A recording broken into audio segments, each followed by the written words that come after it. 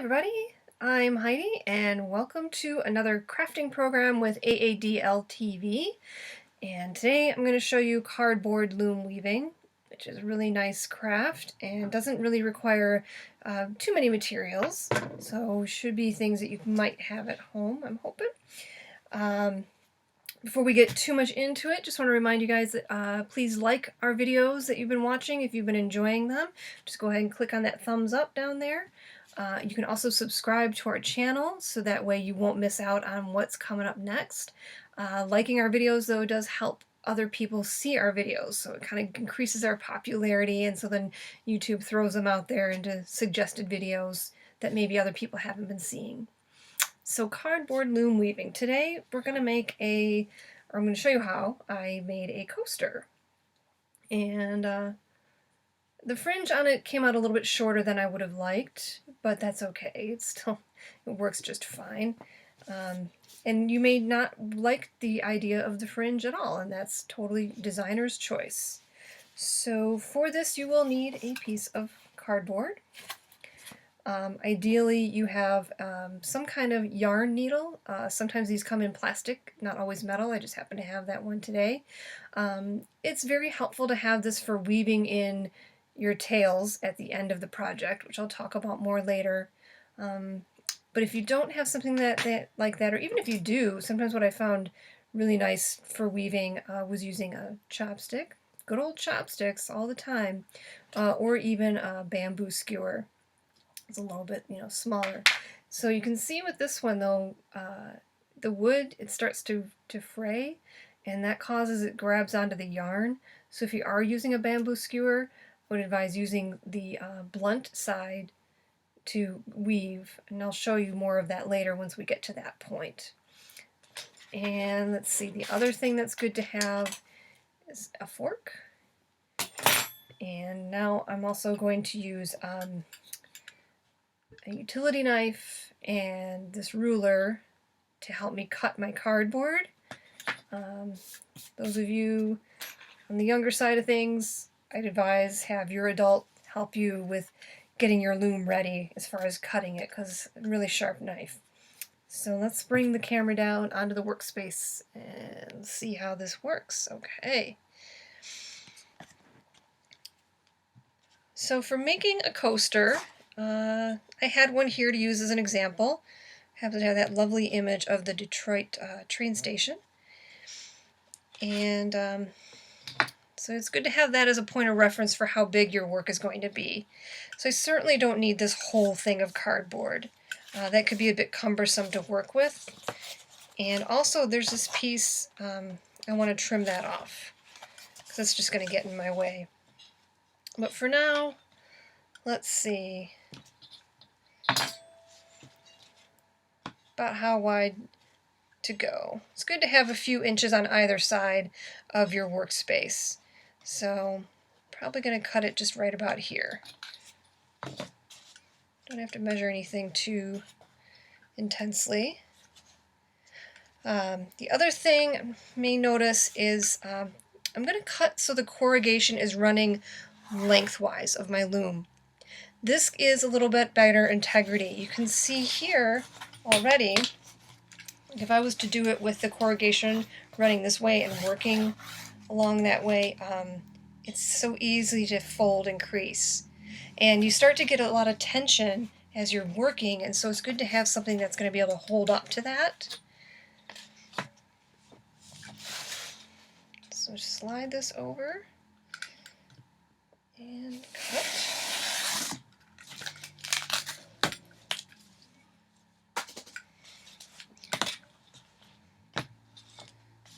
And again, just kind of eyeballing how wide I want to make this loom.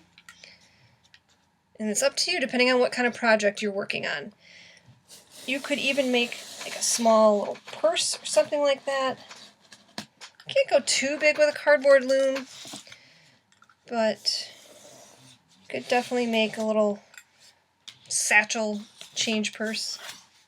So get rid of this piece we don't need. And then I also want to cut that part off, so I'm just going to, there we go. Wonderful. Okay, so now I'm going to place my coaster somewhat in the center, and I'm just going to draw this line around it, kind of give me a gauge of where I'm working on this loom. Now this measured to be, it was easiest to use centimeters for this project, so it's approximately 10 centimeters square. And it's useful because I'm going to cut my notches for the loom at 1/2 centimeter apart. So I'm just lining it up here with this edge that's in place from drawing the coaster, and just make a line.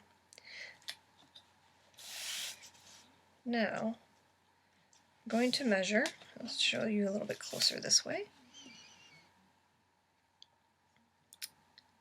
From 1 to 10. And just marking them 1/2 centimeter along.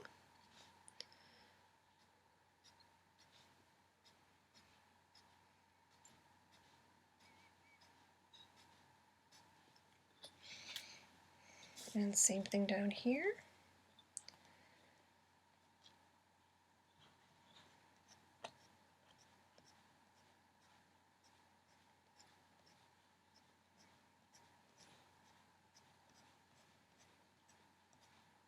Oops, went a little bit farther. Okay, so we don't need that one. Next step, take my scissors, and I'm just going to cut in at these notches, and just far enough in. How much is far enough?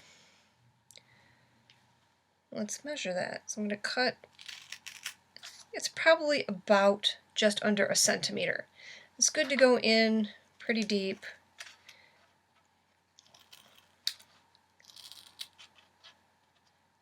Because the corrugated cardboard on the ends, once I start cutting it like this, it can start to fray.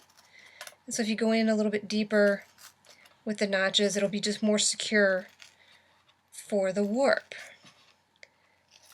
And what is the warp? The warp refers to the yarn or thread or material that you're using to weave upon. And it's the threads or yarn that would lay lengthwise and are on the loom. I actually just cut an extra there that's going to be 21, but that's going to be useful. Okay, so we just cut them. Yeah, so the warp is what you weave upon. And I'm just kind of going by eye to see that I'm cutting at those notches. These don't have to be precise, but pretty close. Don't want to have anything too wide apart.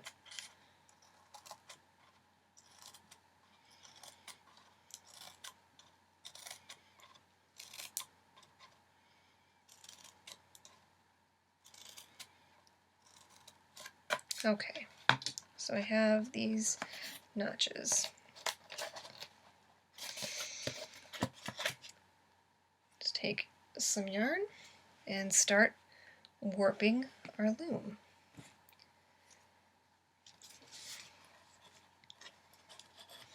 And just start by tucking that into the notch.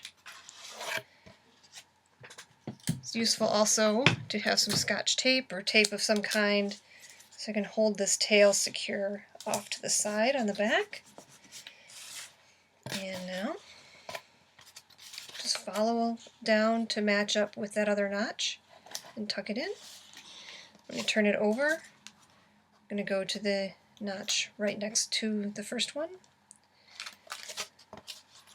and all the way down, just matching them up. Now I'm going to work with a pretty good tension. If you can see that, that's pretty slack, and then I'm pulling the yarn about as tight as I can.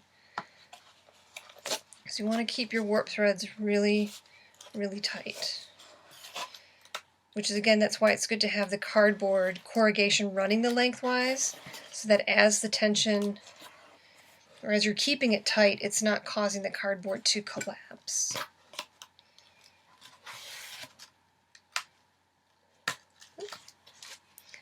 You have to kind of work it in. You can see a couple of these folded over. You can just put them back, smooth them back into place. Keep going from end to end until you have, for this project, 20 warp threads.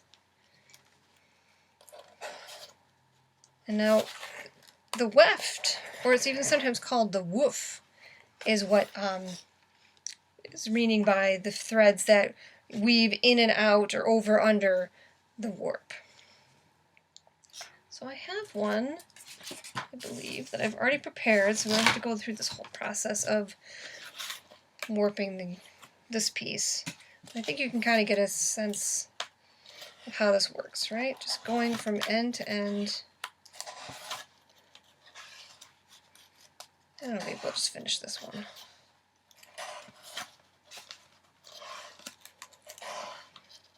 You can see I'm working off the skein of yarn because I wasn't really sure how much I would need. So you just kind of do that until you get to the end.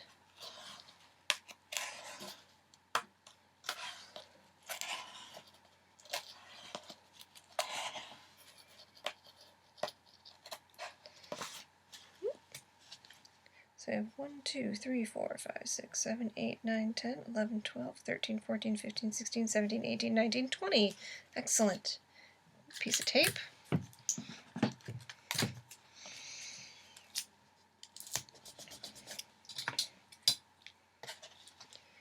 And snip that off. And you may see here that the drawing of my coaster, you know, it's a little bit extended out from there, but that's okay. It's, you know, again, I'm not trying to make a precise piece. It's just a general measurement. But it's also helpful that I can see that, so that as I'm working, I can see more clearly, you know, when I'm at my stopping point. So I guess I'll just keep working with this one since we have it here. The next thing I like to do before I get started with my weaving is I'm just going to slide my ruler under. And then I like to slip a chopstick in at the bottom. This one thing it does is it helps add tension, but also it lifts this off the cardboard, so it makes it a little bit easier to work with. Keeping those threads, you know, I have more space to get in. So as an example, one that I finished, and I haven't taken it off the loom yet because I want to show you that stage, and I did stripes. So as I was working, I found for my tension, or my gauge it would be, I was approximately weaving about 6 rows for every centimeter. So if I lay this on here, and I can count, it's 1, 2, 3, 4, 5, 6. So that's just how I was packing it in. You might pack them a lot tighter. You may even choose to make them a bit looser. You don't want to go too loose, but sometimes that can be an added effect to see the warp. There are some patterns that even go under. This is just a twill. This is going every other. There are some that might go, you know, under 2, over 1. And that will show more of the warp threads in the weaving, and that's a design element. And when people do that, sometimes the warp threads are also laid on the loom. Different colors are laid together to create a striping effect, so it can start to get a little more, I guess, advanced with that. So for me, that's how that was working, and I was able to lay out this pattern. This one, I didn't know at the time how tightly I was going to be weaving, and as it turned out, it was again pretty similar. And I worked with about 12 rows here, and then I did 5 purple, 2 blue, 5 purple, so that was another 12 rows, and I kind of just played with that idea of the number 12 section, you know, making 12 sections on this piece. This one I, you know, did 6 line rows, so that gave me 10 sections. Or you can just do it free. You could just do one color as well, and that's a little bit simpler, less ends to weave in. Okay, so back to the initial project here, how to start weaving. So I'm just going to take a length of yarn.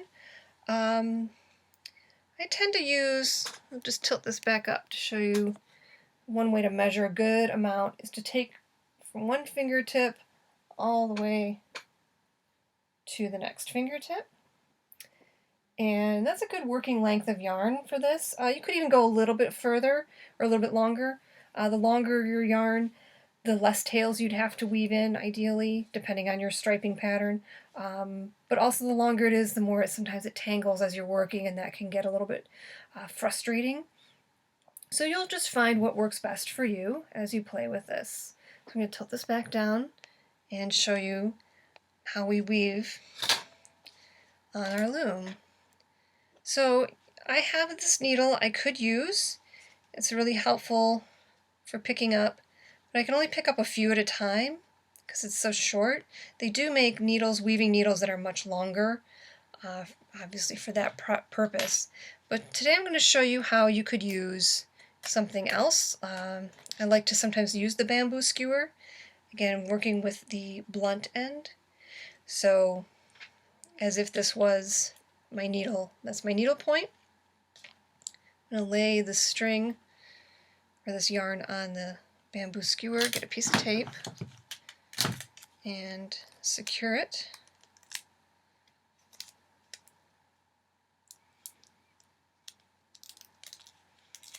Get one end,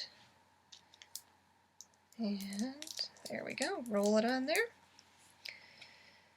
And now to weave. Again, it's just every other strand. So I'm going to go under one, over one, under one, over one, under, over, under, over.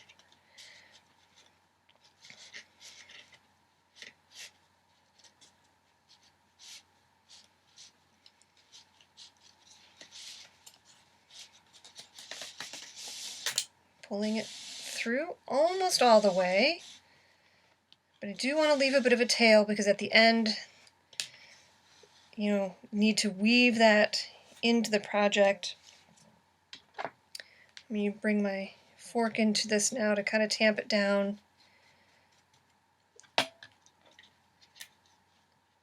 And I'm just eyeing it here and kind of pulling this first thread into place to be with that bottom line of where my coaster guide is. Next row, we're going to do the opposite. So I ended going over. I'm going to go under, over, under, over, under, over, under, over, under, over. Just kind of working your way along that way.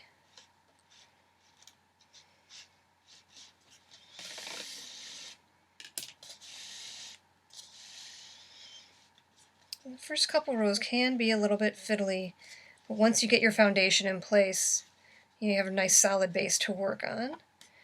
Now you do want to try to keep this loose at the edges,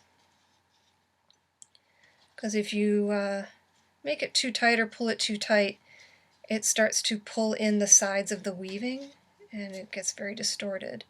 But I did have to pull it, see there, just a little bit because it started to be too loose. So it's just kind of managing that tension,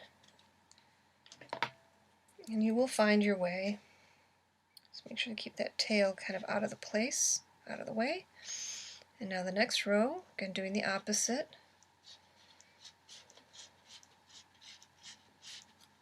So again, I like this skewer or using a chopstick because I can just go the whole way across. I'm just pulling this through. Gently tamping it down. And I am holding it just a little bit so I can pull it, so if I don't, it just gets, it's too loose in there. So if you ever need to, you just kind of brush it up with the fork, pull that a little bit tighter. Just kind of easing it in. So with this, I'm kind of being careful about being a little more open, a little looser. You can see the warp threads coming through.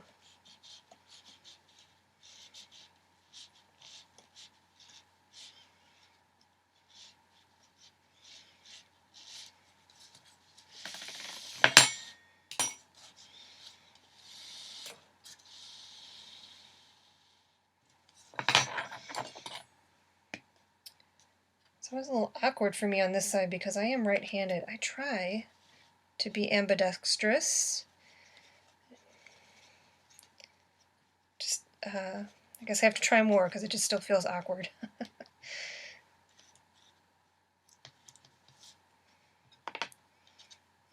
then we'll just keep moving along like that.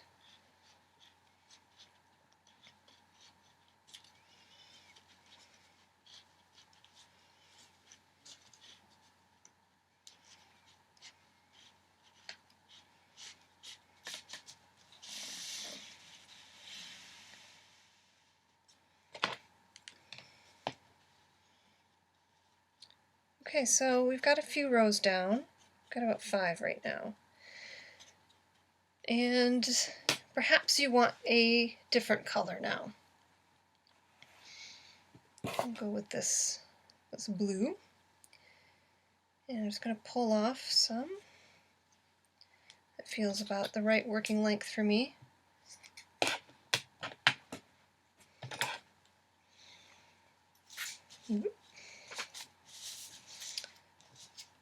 And I'm just going to switch to using the needle for now, because I don't seem to have another skewer on hand. So just threading that.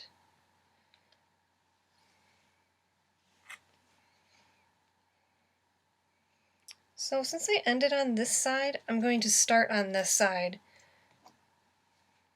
Just keeping that balanced. I'm not going to cut this off just yet because I want to show you an idea of how you can work your yarn along with your weaving to kind of weave in the tails, or you know, I'll be able to go back to using that purple after I get a couple rows in.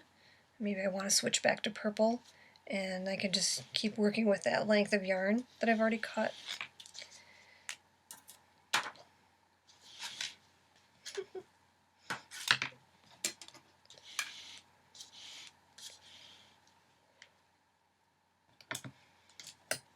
Yeah, just kind of going every other.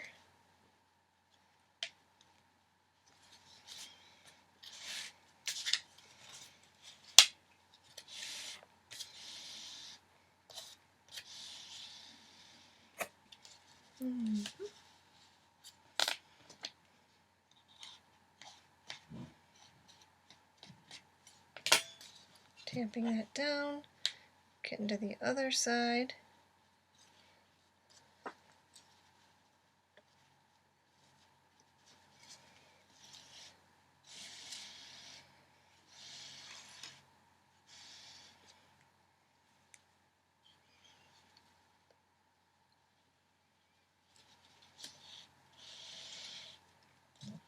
This is a nice activity that you can do with others, I find.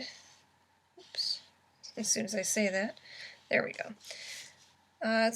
Sometimes with my knitting projects or even with crochet, it's not something I can focus on very clearly and have a conversation at the same time, but this one I don't have that same challenge. Alright, so I'm going to make sure my tail stays out of my way for now. Tuck that down there. And the next row,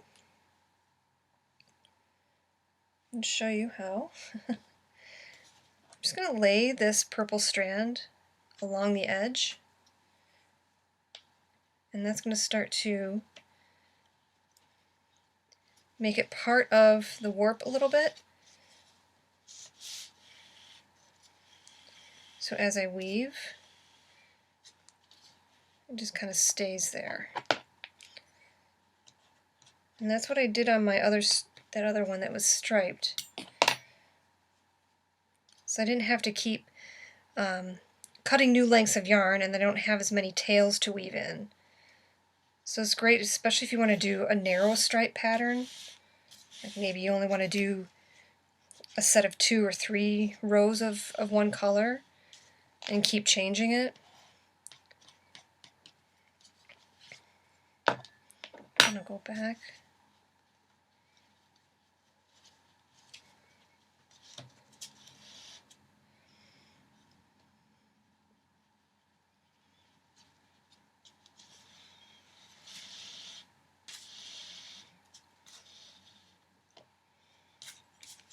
Gently tapping it down, even keeping it kind of loose, because it'll all work itself out in the end. Again, I'm going under this one, so I'm going under the purple as well.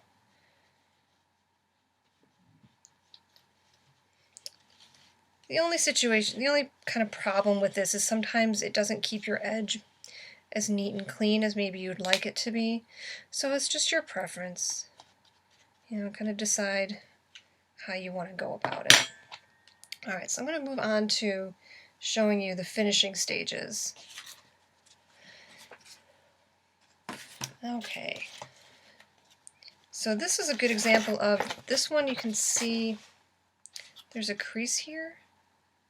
I accidentally created that fold, but to keep the tension then, I just slipped another piece of cardboard underneath, and that helped keep my loom from collapsing while I was working on it.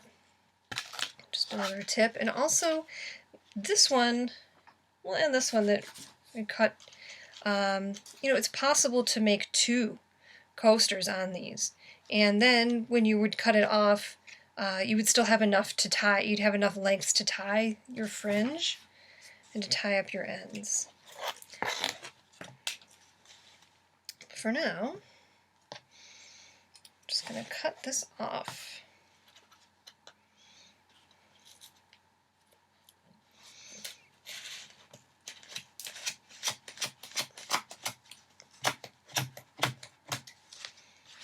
And this is going to be longer than I need to work with, so I'll just cut this here. Okay.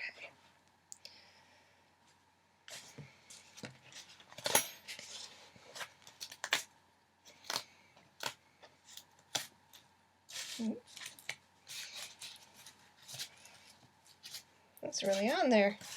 Oh, it's because it's taped. That's why. There we go.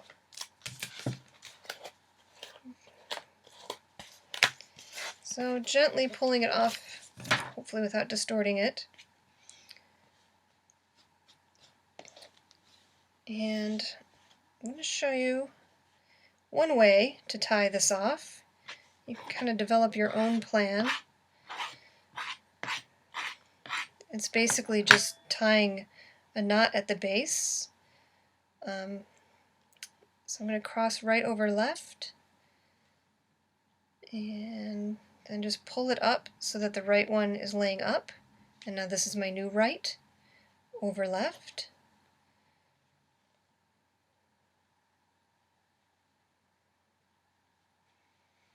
And just tying it once, because we're going to go back and do it the reverse way. So right, over left, pulling it under and through, and then just laying it up on the piece.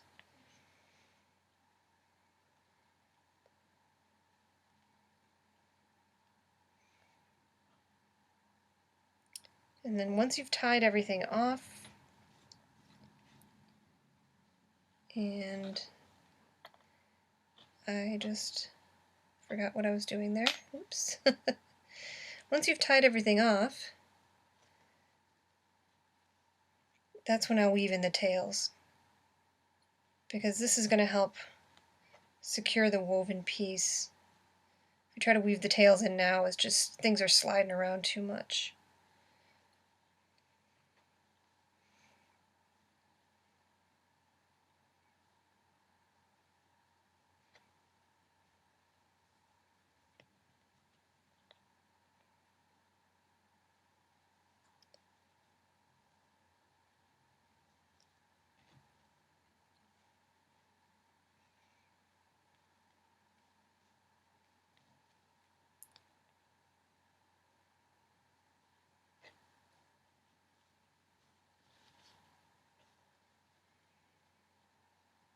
Good, right goes over the left on top, and then under, over, pulling it up.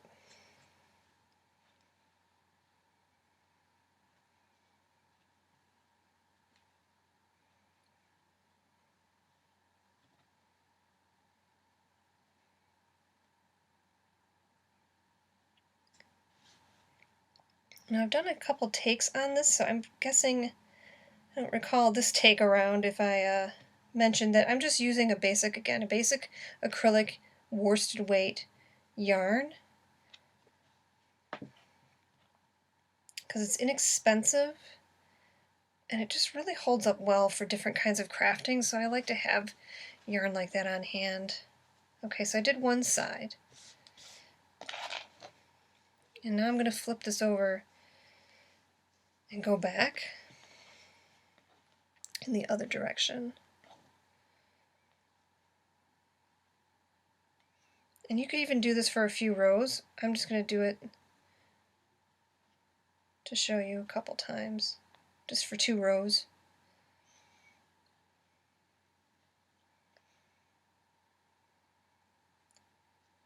And you can develop your own pattern of how you want to knot these all together at the end.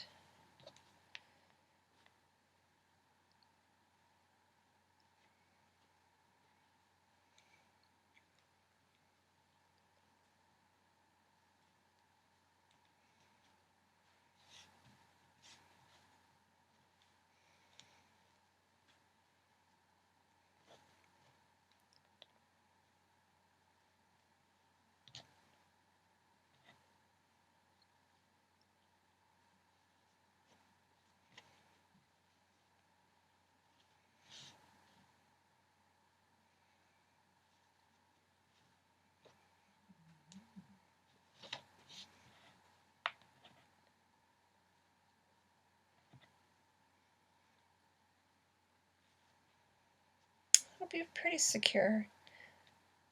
I would not necessarily put these in a washing machine if you were needing to clean them. I would recommend a gentle hand washing.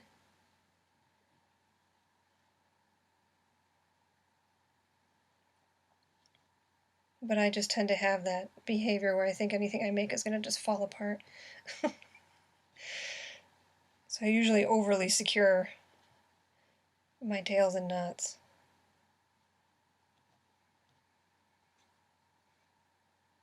I guess it depends on the project. Some things I'll throw in the wash, but these little guys, I would just hand wash them. You know, or maybe you're going to do something a little bit bigger than this. Like I said, you know, you could make a little, like, change purse, or even a little bit bigger than that, or a wall hanging. And you could incorporate even maybe some kind of macrame knotting for your fringe. So you see how that would go.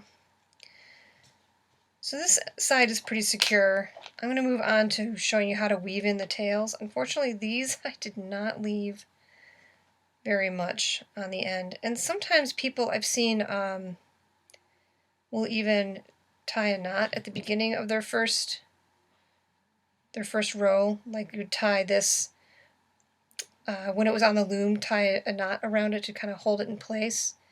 You know, it's up to you. I didn't think it was necessary. So having this needle, I've threaded it on the needle. What I want to do is gently work along this row.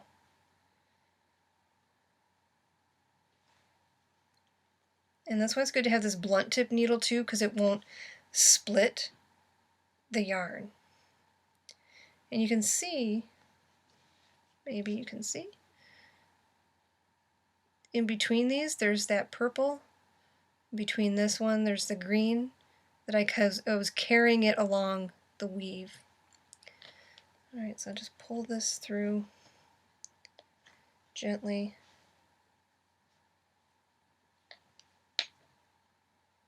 Kind of holding that in place. And now that tail is woven in there. Probably could have gone a few more rows higher, but this is just to kind of give you the idea. And let's take the purple tail. This one's really small, so this would be a challenge. Thread that on there. Yeah. So in this case, I'm going to have to thread or first, weave my needle through, and then thread it and pull it through, because I just left that so short. So try not to do that with yours. Go just like that, and then gently pull it through. And sometimes you kind of have to play with it a little bit if the weave got a bit out of place. Okay, so that's how you can weave in your ends. Alternatively, if you don't have a needle, you could also be knotting them along as you go, tying them really tight, and even working those ends in a little bit as you weave. But I didn't really leave much time or make that as an example today. So try and just get one of these needles, not very expensive. Alright, so that's how you would work your piece, and I hope you guys enjoy and have some fun with this. And again, you can always share your work on our, tag our Instagram. It's the AADL Gram. I did mention, I was going to show you this really quickly here, a chevron pattern. So there's different patterns for weaving, and I'm going to put links to a couple, at least one website that I've been visiting that I find really useful. In any event, you can see here, this is the basic twill pattern that we were working on, and this is a chevron where you can see these arrows are forming, because I kind of go one direction and then back another direction. And this pattern you weave under one and over two. It gets a little bit tricky at the sides because it doesn't, play out. Sometimes you don't have the right combination of strands, but basically what you see is in the center is where it stays nice and clean with that pattern. And this is also another one that can be used to make diamonds. It would show more of the warp threads through when to do that, to be going in the both directions at once. But it's really, it can be an attractive pattern, and it can be one, again, that you could use to have your warp be laid with different colors. So there's a lot to explore with the weaving, and you just don't need much. Again, just a couple colors of yarn and this cardboard. This I'm making, it's using crochet thread, and one thing I was going to mention about this project, because they are so much smaller, closer together, I couldn't cut my cardboard with notches that close together. It just doesn't work with the corrugation. So what I chose to do is I got a piece of cardstock, which I folded in half, and I marked, these are all about 1/4 inch apart. And so folding that piece of cardstock, if this was cardstock, I had it folded in half, and I cut the notches, and then I just set that on here. As you can see, it's folded on top of the edge, and taped it down, and then used these fine little notches to create my warp. And this piece of tape, I just had to tape it down because it kept scooting around while I was working with it. So I found that that was a way to secure it, so that because it's so narrow, the loom just kind of kept shifting everywhere. So that's what's going on there. So making a bookmark, we'll see how this goes. It's challenging to not get too tight. I'm trying to be really careful about that. So once again, thank you for joining me for another crafting program, and like the program if you enjoyed it, and also subscribe to our YouTube channel, and we'll see you again next time. Have a great day, everyone.